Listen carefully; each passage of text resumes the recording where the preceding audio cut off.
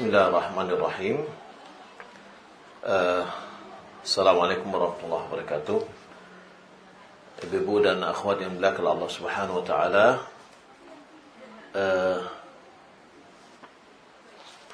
Tadi dapat informasi bahwa hari ini adalah jadwalnya tentang tazkiyatun nufus ya. Ya, ini kitab Ad-Da'ul Dawa. Kita masuk kepada pembahasan kitab yang terjemahnya adalah 224. Di halaman 324, yaitu pembahasan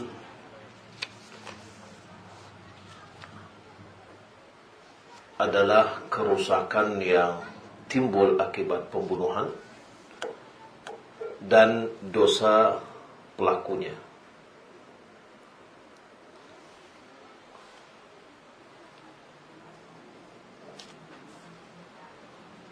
Walamma kanat mafsadatul qatli hadhil mafsadata,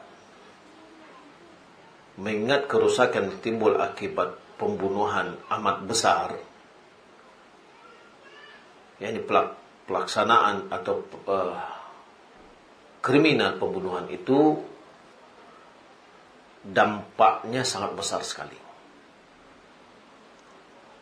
Maka Allah Subhanahu wa taala berfirman, min ajli dhalika katabna ala bani Israel annahu man qatala nafsan bighairi nafsin aw fasadin fil ard faka'annama qatala an-nasa jami'a wa man ahyaha faka'annama ahya an-nasa jami'a.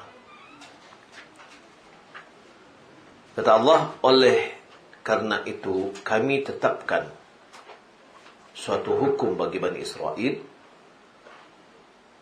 bahwa barang siapa membunuh seseorang bukan karena orang itu membunuh orang lain, atau bukan karena berbuat kerusakan di bumi, maka seakan-akan dia telah membunuh semua manusia.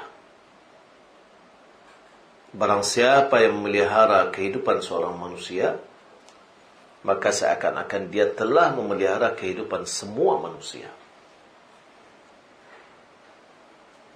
Yakni kalau kita lihat secara zahirnya bahwa akibat pembunuhan itu sangat besar sekali. Seakan-akan membunuh satu jiwa, seakan-akan membunuh semua manusia.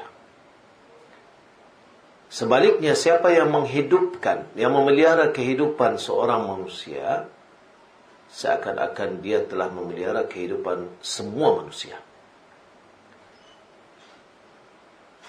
Mayoritas manusia sulit memahami ayat di atas. Mereka mengatakan, bagaimana ini? Bukankah membunuh 100 orang jelas-jelas lebih besar dosanya di sisi Allah daripada membunuh satu orang? Mereka menyangka penyerupaan yang dimaksud adalah dari segi dosa dan hukuman. Padahal lafaz ayat di atas tidak menunjukkan demikian.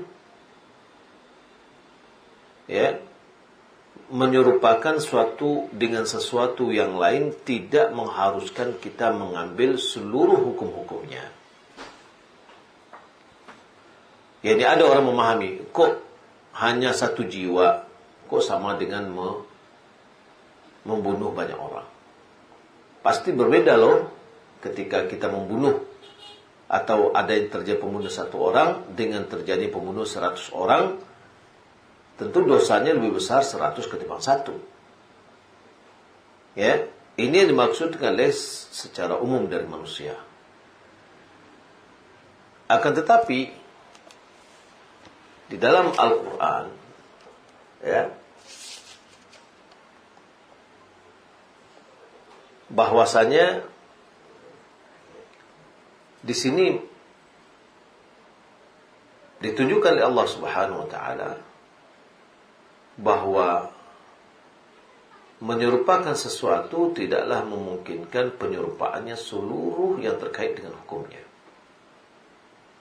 Allah berfirman, ka'annahum yarawna ma yu'af, ka'annan, ka'annahum yawma yarawnaha lam yalbathu illa 'ashiyatan aw duhaha. Yakni diberikan perumpamaan atau perbandingan. Pada hari ketika mereka melihat hari kiamat itu, karena suasananya hebat, mereka merasa seakan-akan hanya sebentar saja tinggal di dunia pada waktu sore atau pagi hari. Dalam surah Al-Ahqaf kata ka'annahum yawma yarawna ma yu'adun lam yalbathu illa sa'atan min nahar. Pada hari mereka melihat azab yang janjikan, mereka merasa seolah-olah mereka tinggal di dunia hanya sesaat saja pada siang hari. Hal ini tidak berarti bahwa lamanya mereka hidup dunia adalah seperti masa yang disebutkan dalam ayat di atas. Ya. Sesaat. Bukan berarti bahwasanya mereka hidup di dunia sesaat saja, tidak. Ya. Nabi mengatakan man shallal isya fi jama'atin kana fa ka'annama qama nisfal laili wa man shallal fajra fi jama'atin fa ka'annama qama al-laila kullahu. Ya, barang siapa yang solat isya secara berjamaah, maka seolah-olah dia telah melakukan solat separuh malam. Demikian pula barang siapa yang solat subuh berjamaah, maka seakan-akan dia telah melaksanakan solat sepanjang malam.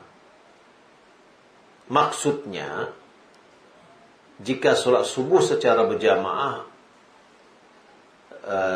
tersebut diiringi dengan pelaksanaan solat isya secara berjamaah, sebagaimana yang disebutkan dalam lafaz hadis yang lain.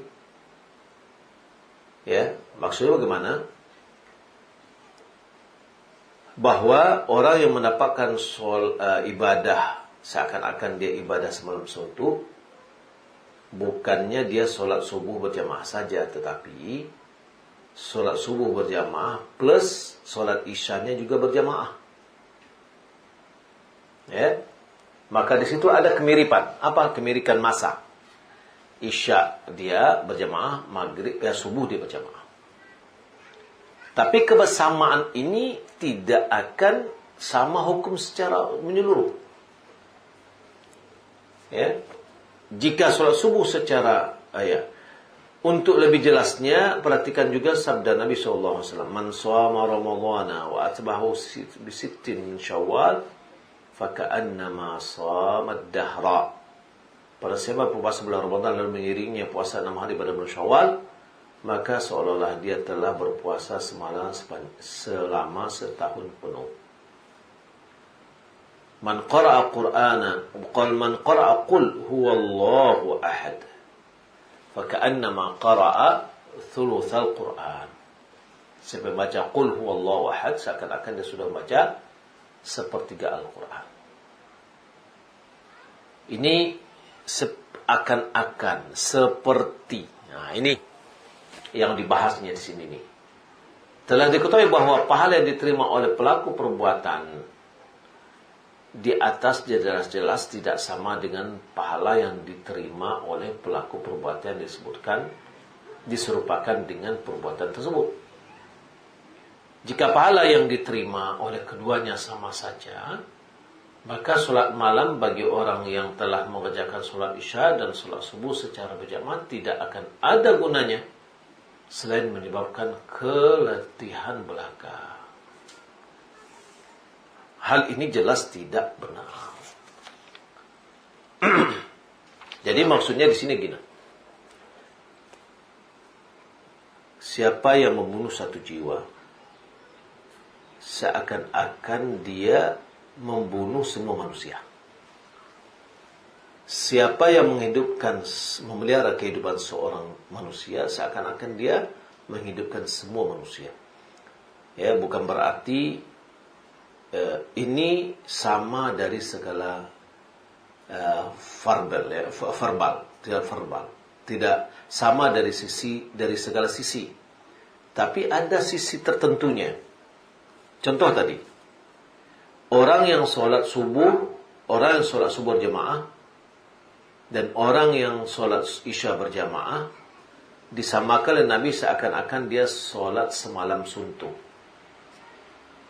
Apakah ini berarti bahwa apa yang didapatkan oleh orang yang sholat subuh berjamaah dan sholat sunat berjamaah, sholat subuh berjamaah dan sholat isya berjamaah, sama dengan apa yang didapatkan oleh orang yang sholat malam semalam suntuk? Jawabannya tidak. Ya. Yang kedua, tidak juga berarti ketika dia sholat berjamaah, sholat subuh dan sholat isya, bahwa tidak ada gunanya lagi untuk sholat berjamaah, sholat malam karena dia sudah mendapatkan pahala. Tidak. Ya, tidak juga seperti itu. Ya. Jadi tidak sama semalam seperti orang mengerjakan yang asli gitulah. Contoh juga, orang yang membaca qul huwallahu ahad seperti seakan-akan dia membaca sepertiga Al-Qur'an. Kalau seandainya dia membaca sepertiga Al-Qur'an, 3 kali dia ucapkan, apakah dia membaca seluruh Al-Qur'an? Tidak. Ya, tidak. Lalu ya, ada kemiripannya dari sisi apa? Dari sisi, ada satu sisi ya, yaitu dengan, kalau tadi kembali kepada pembunuhan tadi dan dosanya, dari sisi dia menghidupkan manusia. Dia menghidupkan seorang tadi, ya seakan-akan kalau itu dipelihara oleh semua orang, dia tidak membunuh satu jiwa, maka tidak akan terjadi pembunuhan jiwa. Ya, siapa yang melarang hidup seorang manusia yang mengakibatkan masing-masing melakukan perlakuan seperti itu, maka dia akan menghidupkan manusia semuanya. Baik, kita lanjutkan. Setelah karunia iman, tidaklah seseorang mendapatkan karunia yang lebih baik dibandingkan karunia pemahaman tentang kitab Allah dan sunnah Rasulnya. Itulah karunia Allah yang diberikan kepada siapa yang dikehendakinya. Ya, setelah karunia iman, maka tidak ada karunia yang lebih besar dibandingkan daripada karunia Allah berikan kepada kita memahami Al-Quran dan sunnah Rasul. Ibu-ibu dan akhwat di sini, alhamdulillah hadir dalam kajian. Itu adalah kita sedang mendapatkan nikmat yang besar. Karena nikmat memahami Al-Quran dan sunnah ini adalah nikmat yang paling baik. Itulah karunia Allah yang diberikan kepada siapa yang Allah kehendaki. Seandainya ada yang bertanya, kalau memang demikian, dari sisi manakah keserupaan antara membunuh seorang dan membunuh seluruh manusia? Nah, ini baru kita masuk dalam ayat tadi. Dosa akibat atau kerusakan besarnya akibat dari pembunuhan dan dosa pelakunya. Jawaban dari pertanyaan tersebut dapat dilihat dari beberapa sisi atau dari beberapa segi. Yang pertama, keduanya mendurhakai Allah dan Rasulnya. Apa tuh? Membunuh satu jiwa dengan membunuh banyak jiwa sama-sama mendurhakai Allah dan Rasulnya, menyelisih perintahnya, serta menempatkan diri mereka untuk menerima hukumannya. Tiap-tiap mereka kembali dengan membawa kemurkaan dan laknat Allah, sehingga pantas tinggal kekal di neraka jahanam. Bahkan dia telah menyiapkan azab yang sangat pedih. Hanya saja perbedaan itu terletak pada tingkat azab yang diterima keduanya. Dosa membunuh Nabi, pemimpin yang adil, atau seorang ulama yang menyuruh manusia untuk berbuat adil dan tidak membuat adil, tidak sama dengan membunuh membunuh orang awam yang sama sekali tidak memiliki pengaruh di masyarakat. Ya, jadi tidak sama di sini, ya, yaitu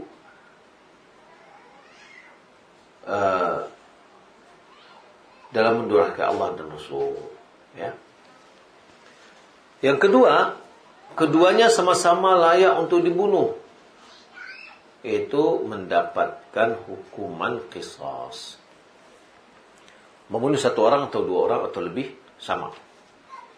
Yang ketiga, keduanya sama-sama lancang dalam menumpahkan darah yang diharamkan.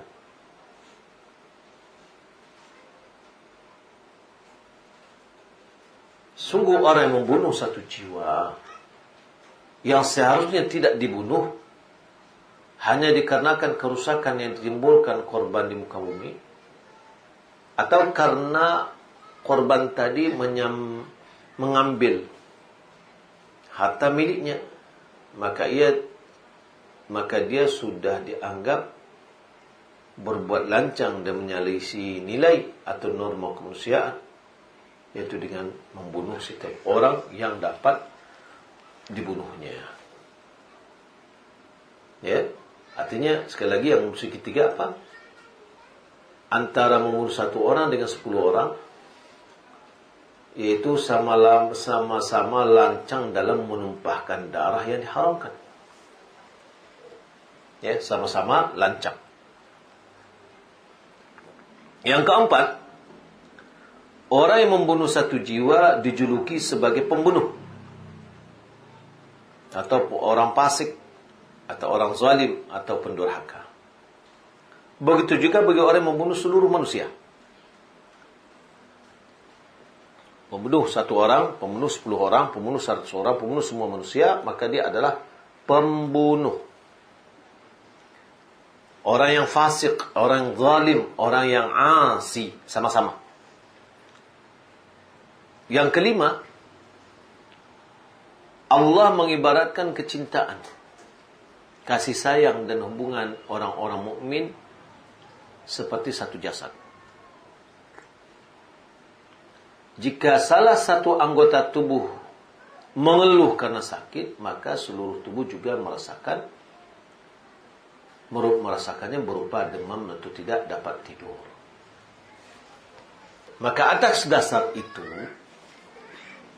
pembunuh merusak salah satu anggota tubuh dari jasad tersebut, seolah-olah telah merusak seluruh jasad dan membuat seluruh anggota badannya menjadi sakit. Maka dari itu, barang siapa yang menyakiti seorang mukmin, maka dia telah menyakiti seluruh kaum mukmin. Jika seorang menyakiti kaum mukminin, maka ia telah menyakiti seluruh manusia. Sesungguhnya Allah melindungi manusia dengan keredaan kaum mukminin di tengah-tengah mereka. Dengan kata lain, menyakiti seorang penjaga sama dengan menyakiti apa yang dijaganya. Nah, itu makna. Ya. Apabila dia melihat ketika dia ingin membunuh manusia, mana kasih sayang? Bukankah ketika dia menyakiti manusia ini, manusia yang lain akan merasakan sakitnya? Ya. Maka seakan-akan dia membunuh manusia semua. Nabi SAW bersabda, "La tuqtal nafsun zulman bighairi haqqin."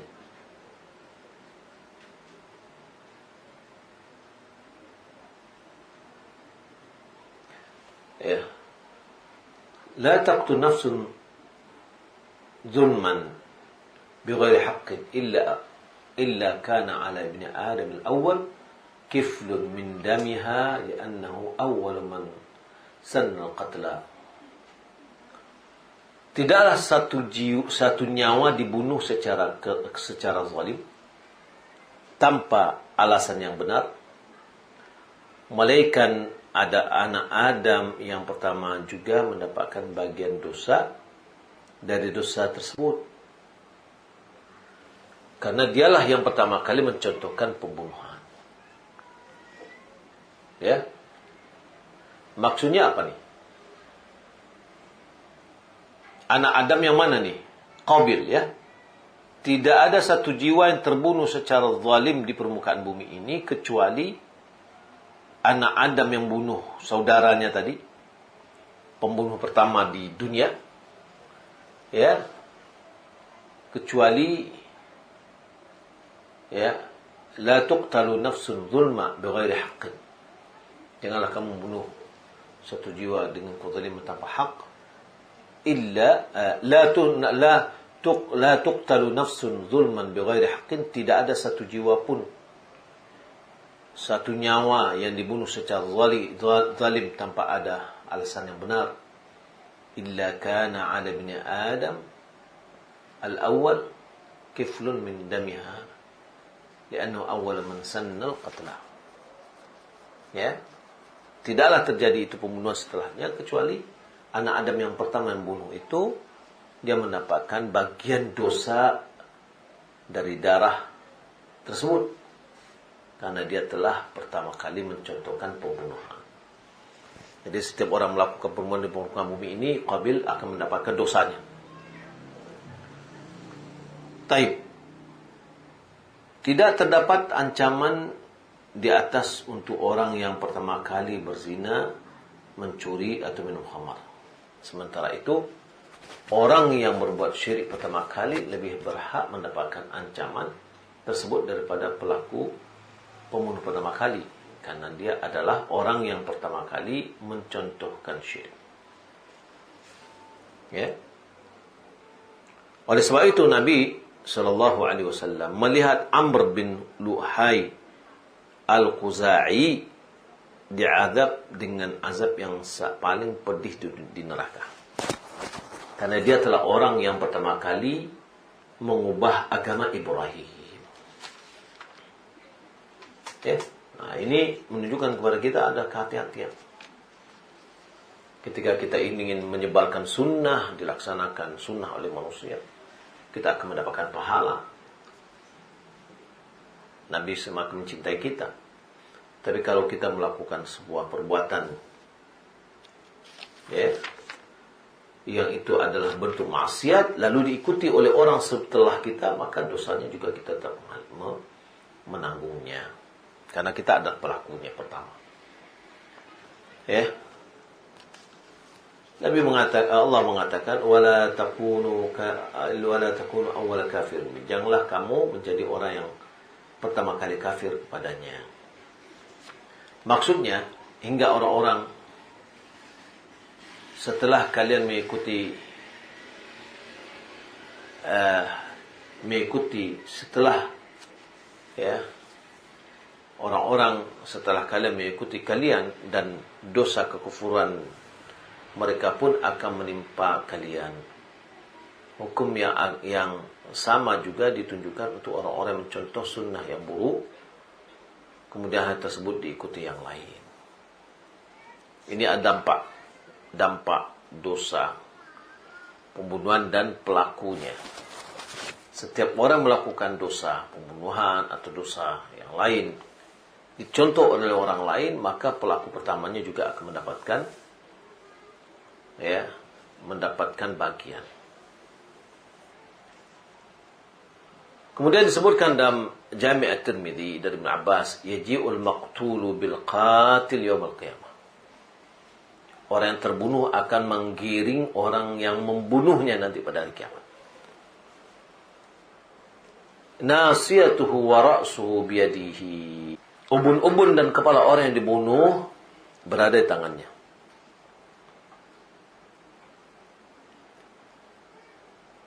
Lantas ia berkata, wahai Rabbku, tanyakanlah orang ini, kenapa dia membunuhku?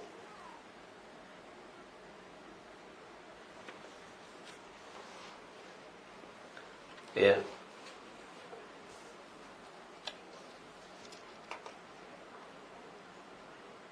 Orang-orang bertanya kepada Ibn Abbas,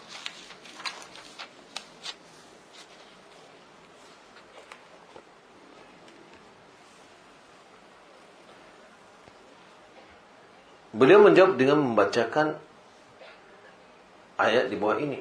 Wa may yaqtul mu'mina muta'ammida fajaza'uhu jahannam. Fajaza'uhu jahannam khalidan fiha. Barang siapa membunuh seorang yang beriman dengan sengaja, maka balasannya ialah neraka jahanam, dia kekal di dalamnya. Ibnu Abbas berkomentar, ayat tersebut tidak dihapus dan tidak pula diganti. Oleh karena itu, bagaimana mungkin pembunuh mampu bertobat? Bagaimana kemungkinan pembunuh mampu bertobat? At-Tirmidzi berkomentar, hadis ini adalah hadis hasan. Ya. Beliau mengatakan, pada hari itu Abdullah bin Umar mendatangi Ka'bah lalu berkata, betapa agungnya dirimu dan betapa agungnya kehormatanmu. Tetapi kehormatan orang mukmin di sisi Allah masih lebih agung daripadamu. Imam Tirmidzi memberikan komentar bahwa derajat hadis ini adalah hasan.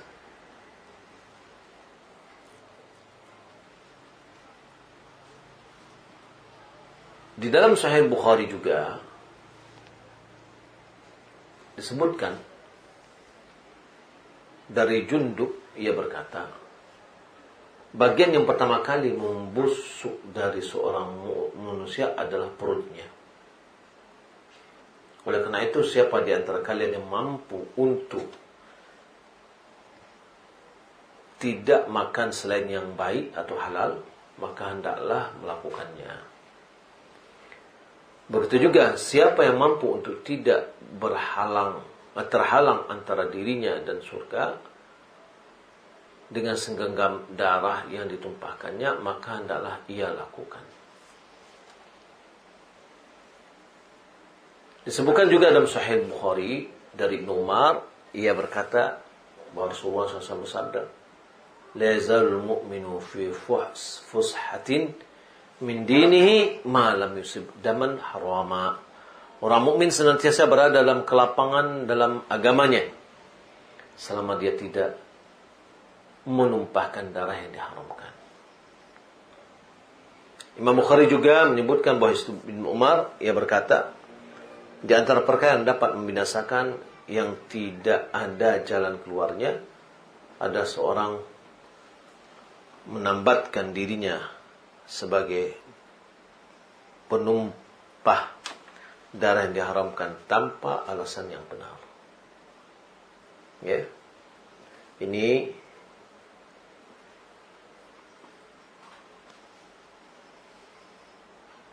Imam Bukhari meriwayatkan athar Ibnu Umar, di antara perkara yang dapat membinasakan yang tidak ada jalan keluarnya adalah seorang menempati dirinya sebagai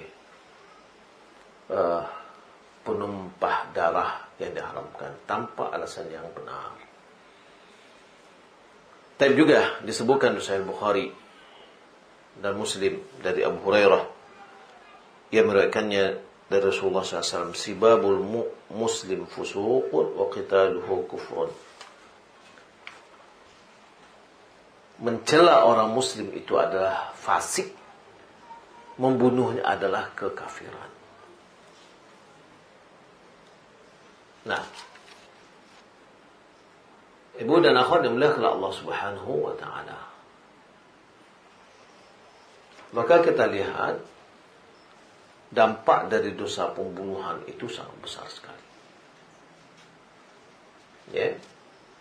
Dilihat dari dalil-dalil yang lain. Maka ini adalah supaya kita jauh dari kemurkaan Allah, maka jauhkan diri kita dari maksiat-maksiat atau dosa-dosa. Di antaranya adalah membunuh jiwa.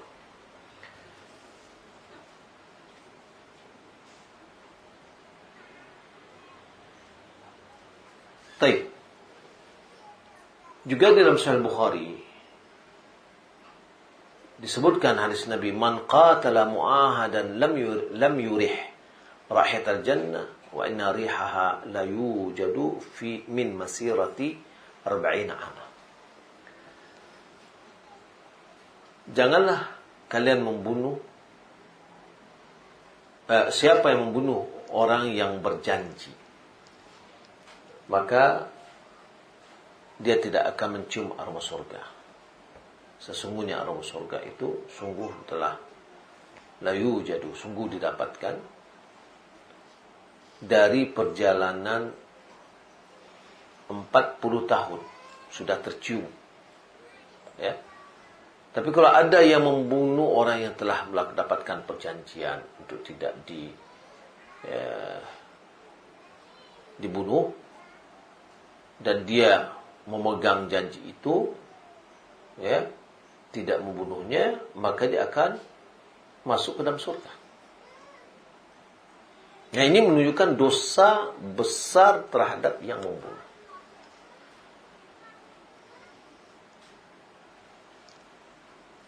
Ibnu Qayyim mengatakan, itulah hukuman orang yang membunuh musuh Allah yang terikat perjanjian dan mendapatkan jaminan keamanan. Yakni, muahad itu orang yang diberikan jaminan. Walaupun dia adalah orang kafir, apabila dia masuk ke dalam wilayah negara Islam, dia mendapatkan visa. Ini menunjukkan bahwa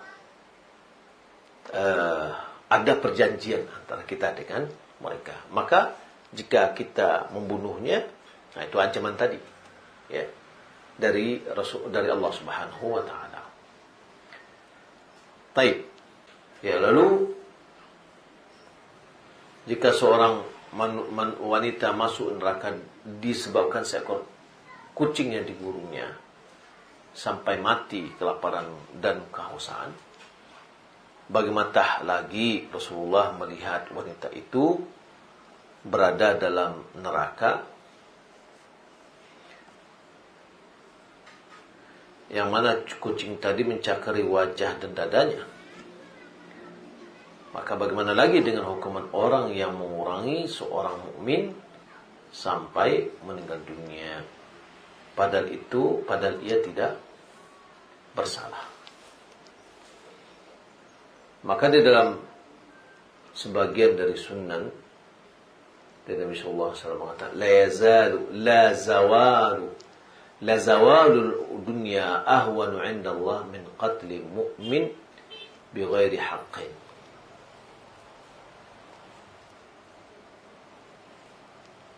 Yakni sesungguhnya lenyap di dunia lebih ringan di sisi Allah daripada terbunuhnya seorang mukmin tanpa alasan yang benar. Kita melihat terkadang nyawa itu sangat murah sekali. Kadang ada gara-gara 2.000 terjadi tusuk menusuk, sementara mereka adalah sama-sama dalam konteks negara atau masyarakat muslim, sesama muslim. Ketika manusia itu tidak melihat lagi bahwa nyawa itu nilainya sangat besar sekali, ya, sehingga dia harus menjaga jiwa itu, tidak bermurah di dalam menyikapinya, karena dosa pelaku sangat besar, ya, karena dia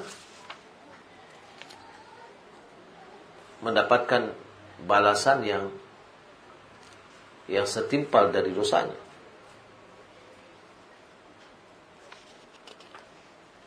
Dosa dari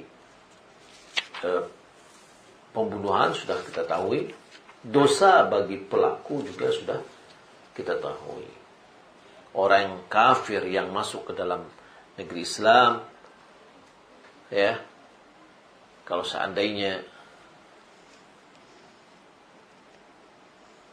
dia mengganggu kemudian membunuhnya, dia tidak akan mendapatkan aroma surga. Kalau itu bisa indikasinya dia tidak masuk ke dalam surga. Ya wallahu a'lam. Baik. Satu topik bahasan kita yang kembali lagi kita sedang mengenal dosa-dosa, yang mana dosa-dosa itu memberikan akibat kepada banyak hal yang telah kita pelajari sebelumnya, tentang ilmu, tentang rezeki, dan seterusnya. Banyak sekali pengaruh dari maksiat itu terhadap kehidupan seorang manusia. Maka oleh karena itu, pembahasan tadi kita adalah pembahasan tentang tingkatan-tingkatan dari dosa, di antaranya adalah pembunuhan. Maka tidak boleh sama sekali kita melakukan sebuah tindakan kriminal itu. Demikian, mudah-mudahan bermanfaat. Setelah asar kita masuk kembali kepada pembahasan yaitu al-fiqh al-muyassar. Demikian, masih ada waktu kurang lebih 6 atau 5 menit kita gunakan untuk persiapan pelaksanaan sholat asar kita. Demikian, Assalamualaikum warahmatullahi wabarakatuh.